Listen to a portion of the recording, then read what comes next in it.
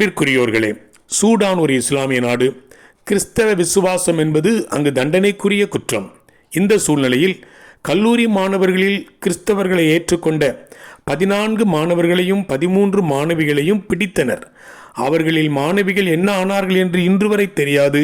அடிமைகளாகவோ பாலியல் தொழிலுக்காகவோ அவர்கள் வட சூடானுக்கு விற்கப்பட்டிருக்கலாம் என்று சொல்லிக் கொள்ளுகிறார்கள். ஆனால் மாணவர்கள் கடுமையாக அடிக்கப்பட்டார்கள். அவர்கள் வயிற்றையும் முகத்தையும் கையால் குத்தினார்கள். அவர்கள் முதுகில் இருந்து இரத்தம் தாரை தாரையாய் கொட்டியது.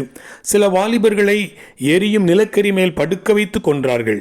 தப்பித்த சில வாலிபர்கள் முதுகில் கோரமான வடுக்களோடு இன்றும் இயேசு கிறிஸ்துவின் அன்பை இந்த உலகுக்கு சொல்லிக் கொண்டுதான் இருக்கிறார்கள். பிரியமானவர்களே, வேதனை என்பது தேவனுடைய திட்டத்தில் ஒரு அம்சம். வேதனையை சகிக்க கற்றுக்கொண்டவர்கள் மட்டுமே தேவனுக்கு ஏற்ற கிருபை நிறைந்த ஊழியர்களாக இருக்க முடியும். வேதனை நமது ஆவிக்குரிய வளர்ச்சிக்கு இன்றியமையாதது என்பதே இன்றைக்குரிய இரத்த சாட்சிகளின் குரலாயிருக்கிறது. வாழ்த்துக்களுடன், ஜார்ஜ்.